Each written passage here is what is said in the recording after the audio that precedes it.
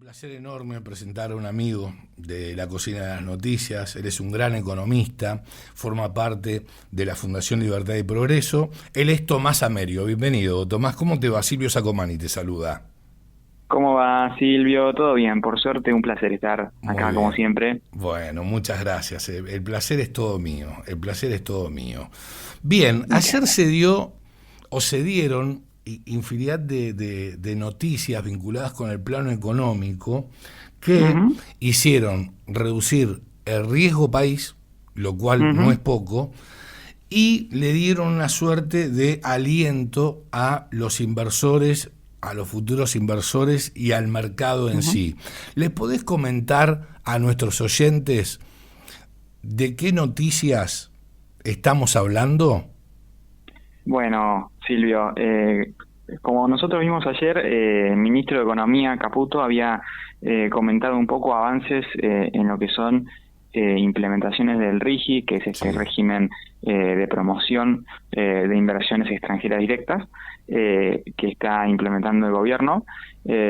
Anunció una suerte, digamos, de batería de inversiones, sobre todo como ya venimos siguiendo, sobre todo los sectores de agro y minería, que son esencialmente los grandes traccionadores de lo que es esta actividad económica, ¿no? Ujú. Eh, y yo creo que, Sí, una va mi inversión en visión, proyectos mineros que está proyectada para los próximos años de unos sí, 61.500 millones de dólares, nada más ni nada menos. totalmente, es decir, son cifras muy grandes y que incluso han puesto en perspectiva estos proyectos del RIGI, que han aumentado incluso en comparación a economías que ya han comenzado antes a explotar los recursos, como lo es la economía chilena. Ujú, Por lo tanto, uno ya puede poner en perspectiva que con un simple en sentido simplificador, ¿no? Pero ujú. un gran régimen de promoción industrial que dispara economías eh, casi a una velocidad vertiginosa, ¿no? Sí, sin dudas, sin dudas. Y también mucho tuvo que ver el incremento en torno a la calificación, la suba de la calificación Ujú, de Fitch, ¿no es cierto?, para la deuda exactamente, argentina. totalmente. Esto es una calificadora de riesgo, como bien vos decís, Fitch, que marca, digamos, una suerte de tendencia para el resto de las calificadoras de Ujú. riesgo que todavía tiene Argentina en un rango de triple C para elevarlo ya al nivel B que, digamos, de alguna manera tracciona la posibilidad de atraer más inversiones para el país y además justamente para comprimir esta sobretasa que nosotros le llamamos riesgo país, ¿no? Exacto, exacto. Bueno, y otra gran noticia Ujú, que se supo el día de hoy, pero aconteció ayer, que tiene que ver con Chevron, que lo estaba comentando hace instantes en el resumen de la vuelta del plano económico, es que esta empresa, ¿sí?, va a adherir a RIGI con una inversión de ujú. 10.000 millones de dólares. Totalmente, eso es una noticia grandísima. En general, lo que son las compañías petroleras siempre son inversiones que son a largo plazo, que es en definitiva lo que aporta valor económico a la economía argentina, en definitiva, en detrimento de todas estas inversiones que se le llaman golondrina, ¿no? Así que van en un tiempo y se van al otro. Bueno, en Ujú. general, lo que son las economías petroleras, hacen inversiones que son a largo plazo, por lo tanto siempre son una especie de inversiones especialmente ponderadas, ¿no?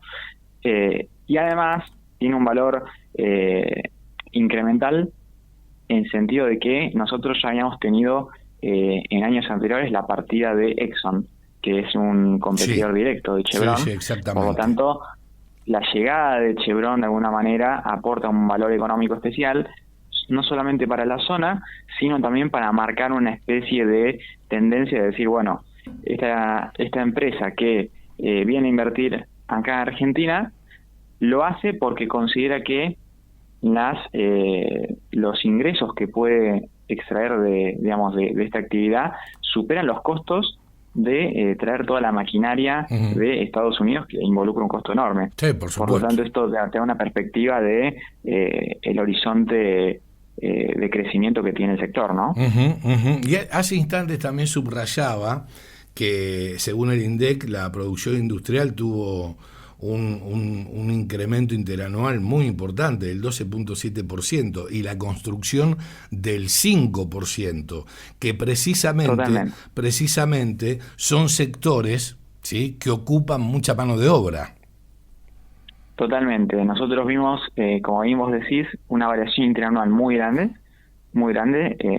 en lo que es la producción industrial manufacturera, de un 5% interanual, y nosotros vemos que incluso de manera desestacionalizada creció 3,2% respecto del mes anterior. Por lo tanto, claro, digamos, estamos hablando de un crecimiento muy importante, y además hablamos de que tenemos todavía terreno por cubrir, dado que en lo que es el acumulado interanual todavía estamos un 2,3% atrás.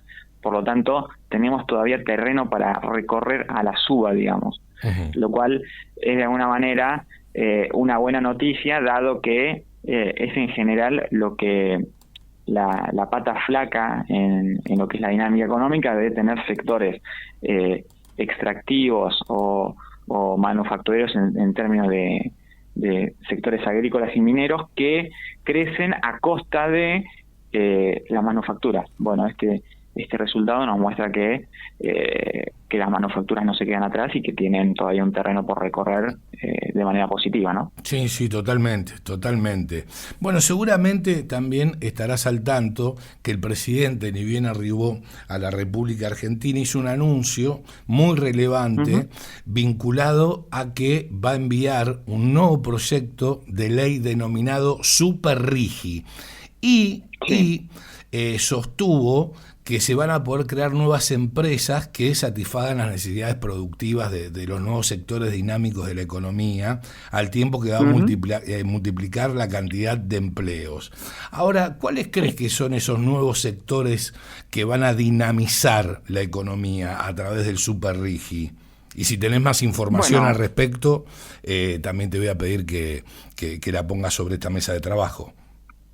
Por supuesto. En general, lo que el presidente habla cuando menciona lo del Superrigi es, en definitiva, ampliar este tipo de regímenes que, sobre todo, empezó de manera muy tímida y ahora tiene una atracción que es muy importante, sobre todo para dinamizar la economía, en términos de, yo, digamos, en general, cuando analizo lo que es el RIGI y todo este tipo de medidas, las analizo en términos de una de las políticas económicas que sin duda estamos observando del gobierno, que es la apertura comercial, ¿correcto? Entonces, la apertura comercial tiene un efecto directo, que es potenciar las actividades que son muy productivas en detrimento de aquellas que son menos productivas, ¿correcto? Entonces, en definitiva, uno cuando abre la economía observa una transición en las actividades económicas de un sector a otro, de varios sectores a otros sectores. Por lo tanto, este RIGI y este nuevo Superrigi, digamos, en definitiva lo que hace es tener una especie de alegoría con un aceitamiento de esa transición a economías que son más productivas. Sin dudas, por lo que nosotros entendemos como economías productivas, hablamos de, sobre todo, los sectores primarios, sectores agrícolas, sectores manufactureros. No sé si estuviste viendo, pero lo que son las cosechas y las liquidaciones están en un volumen tremendo. Por lo tanto, valores pico.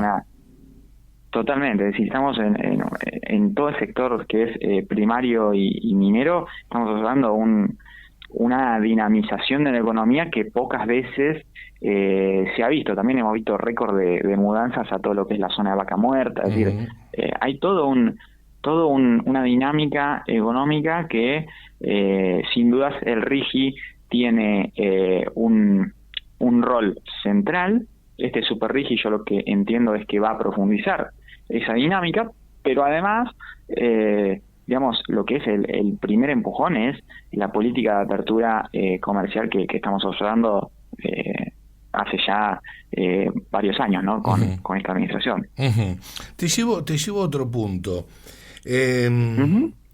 Domingo Cavallo, cuestionó antes de ayer el rumbo económico del gobierno, y lo que solicitó fue básicamente liberar el mercado cambiario y limpiar de impuestos distorsivos la economía. Sí. A ver, ¿cuál es tu mirada al respecto? Porque digo, Bueno, ¿qué habría, según tu criterio, que modificar de rumbo económico? ¿Cómo haces para liberar el mercado cambiario? Y bueno, los impuestos distorsivos de la economía. bueno, es un buen apunte que vos hacés, Silvio, porque cuando Domingo Cavallo plantea el reclamo de alguna manera de liberar lo que es el mercado cambiario, digamos, en definitiva, como bien vos decís, hace referencia a, en principio y principal, digamos, levantar lo que llaman los vestigios del cepo, es decir, digamos, todas aquellas rigideces que a nosotros no nos permiten insertarnos en el mercado cambiario mundial sin ningún tipo de restricción. Uh-huh. Ahora bien, claro, la pregunta es si se puede hacer, si el gobierno está en condiciones de hacerlo. Totalmente, exactamente por ahí iba a llevar mi respuesta. Es decir, el problema no es de un cambio de rumbo, sino en realidad es de una secuencialidad. En general, uno cuando va a la literatura económica, uno tiene que, el primer paso de un plan de estabilización es equilibrar las cuentas fiscales, ¿no? Sí. Digamos que es, yo creo, uno de los activos más poderosos que tiene el gobierno actualmente. Luego, una vez que esté consolidado ese superávit o ese equilibrio intertemporal de los ingresos y egresos del gobierno, uno pasa al siguiente punto, que es la apertura comercial, ¿correcto? Que es lo que nosotros también estamos observando. Sí. Es decir, la apertura comercial creo que es algo de lo más tangible también que estamos observando. Y el tercer punto, o digamos, el tercer orden de prioridad, es la liberación del esquema cambiario, ¿no?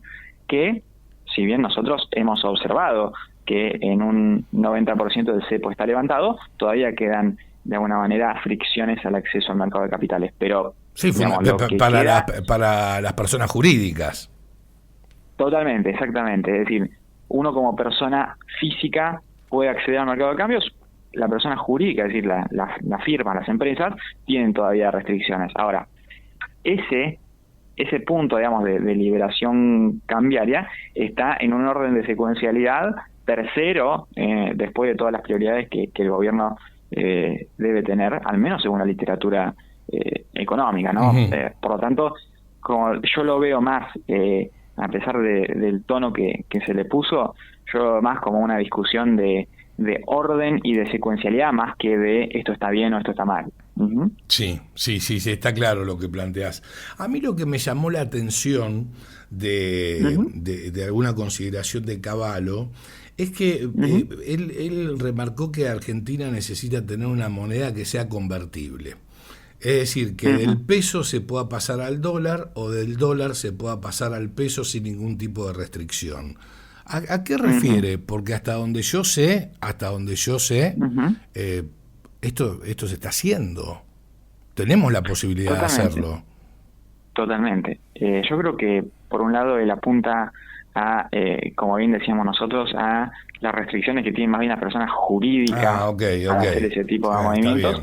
O bien, él puede hacer referencia también a una consideración personal suya de que él tenga alguna preferencia por un régimen de tipo de cambio fijo, es decir, de fijar un precio para el peso que sea convertible al dólar, como observamos en lo que es su gestión frente a la cartera de Economía, pero bien creo que en realidad hace referencia a esto primero que hablamos, que es las restricciones a las personas jurídicas, ¿no? ¿Pero estamos en condiciones de ir a una convertibilidad? Entiendo que no bajo ningún punto de vista. Y además en general, digamos, hay un consenso de que las políticas económicas y monetarias más óptimas son aquellas que tienen un tipo de cambio libre, ¿sí? Es decir, nosotros ahora estamos en un régimen de tipo de cambio en el cual nosotros observamos bandas cambiarias, es decir, que el tipo de cambio se puede mover entre un límite superior e inferior de bandas cambiarias. Bueno, la política monetaria óptima es siempre traccionar hacia, de alguna manera, un tipo de cambio absolutamente libre, en donde no haya ni techo ni piso, digamos. Sí, pero entiendo que no, insisto, en este punto tampoco el gobierno está en condiciones de hacerlo.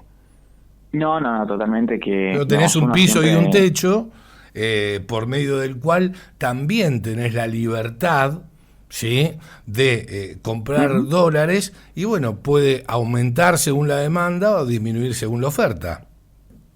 Totalmente que es así. Considero que por lo menos en el estadio que nosotros nos encontramos hoy en día, lo mejor es encontrarnos con algún tipo de lo que se llama un buffer, de tener un tope y un piso que lo que haga es neutralizar la volatilidad del tipo de cambio, que sin dudas que en economías como esta es mucho más volátil que en otras, en donde podemos usar tipo de cambio libre, ¿no? ¿Cuál es tu mirada con respecto a que el Banco Nación, por primera vez en 30 años, emita deuda?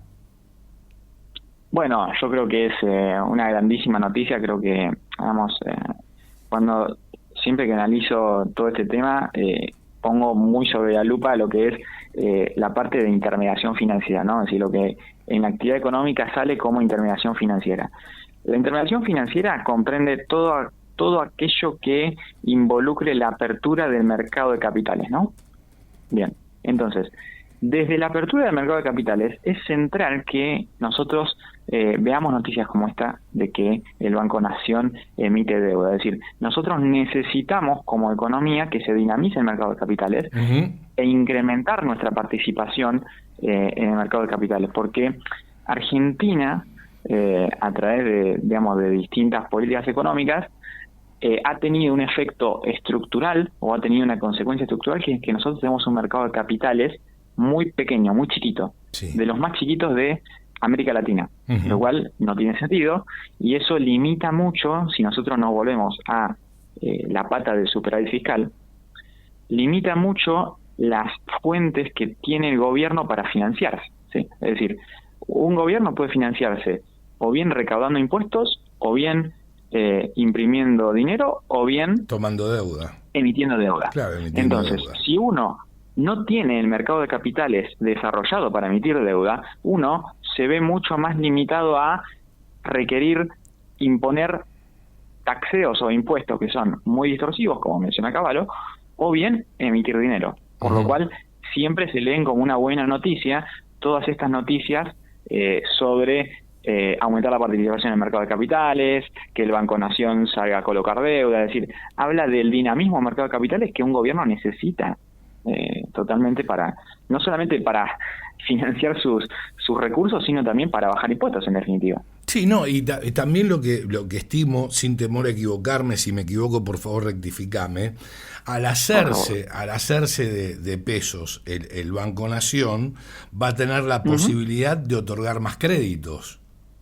Totalmente. En definitiva, no solamente tiene efecto sobre el impacto fiscal que tiene el Estado, sino además sobre las personas que están en la economía, de tener un mayor acceso al crédito, sin duda. Ahora, ¿cuál es tu mirada con respecto a lo vinculado con el nivel de morosidad que hoy por hoy tenemos en la República Argentina en torno a los créditos que fueron tomados por distintos ciudadanos? Bueno, sin duda es que, ahí tenemos un aspecto crítico de alguna manera, es decir, la morosidad ha aumentado de manera, yo te diría, casi exponencial. Sin duda tiene, por un lado, que ver con esta transición que nosotros hablábamos de la economía, que nosotros vemos que siempre un efecto transitorio que tiene una apertura comercial es el detrimento de actividades económicas. Por lo tanto, el detrimento de estas actividades económicas llevan a las personas a este tipo de situaciones difíciles de aumentar su mora, es decir, que no pueden financiar el dinero que deben. Y además, y ahí va una lectura más personal, entiendo que involucra un problema que tienen las instituciones financieras cuando nosotros hablamos de una apertura al mercado de capitales, ¿correcto? Que estas aperturas financieras tienen estos efectos de que las instituciones financieras deben diseñar mecanismos para seleccionar a quienes le dan dinero, correcto. Por lo tanto, naturalmente que es un problema de aquellos que demandan esos créditos, es decir, de las personas que se encuentran frente a una situación. Sí, jugaron, me parece, por la tradición argentina, me parece que quienes tomaron deuda, quienes tomaron esos créditos, ¿sí? Jugaron, decía, y apostaron a una inflación más elevada con el objetivo de que licúen los mismos, de que se licúe, ¿no es cierto? Totalmente, como así vos muy bien, Silvio. Es decir, la demanda de créditos, yo creo que tuvo este problema, y no solamente de la actividad económica, sino además de una idiosincrasia que viene en la Argentina hace mucho tiempo, que una economía que tiene un nivel de inflación muy elevado tiende a tener esta costumbre de tomar deuda para que se licúe con la inflación. Eso es, digamos, un efecto o una tradición bastante propia de economías que tienen alta inflación. Y luego nosotros tenemos el problema de que una apertura al mercado de capitales demanda que aquellos quienes ofrecen créditos, es decir, todos los bancos, básicamente, deben tener un criterio para otorgar créditos que sea adecuada para no ofrecer créditos a quienes no lo pueden pagar, que lo cual es natural, ¿no? Sí. Yo recuerdo cuando estudié toda la parte de el segmento de lo que fue la apertura de capitales en los años 70 y 80 en Argentina, fue totalmente traumática porque como nunca había habido antes una apertura de mercado de capitales, el otorgamiento de crédito fue caótico porque justamente se le daban créditos a personas que después no podían pagarlo. Sí, lógicamente. Estoy viendo y estuve analizando que La Libertad Avanza está impulsando unos 14 proyectos, ¿sí? que están ofreciendo una posible salida al endeudamiento de nada más ni nada menos que cerca de 6 millones de personas. ¿Tenés presente de qué vienen estos proyectos? No los 14, pero en líneas generales, digo. Bueno, no estuve muy, digamos, al tanto del detalle fino, pero entiendo que sí son, digamos, proyectos que tienden a morigerar este problema que nosotros veníamos hablando recién de este problema de endeudamiento que yo creo que lo que tuvo especial impacto fue el ritmo de crecimiento de ese endeudamiento, ¿no?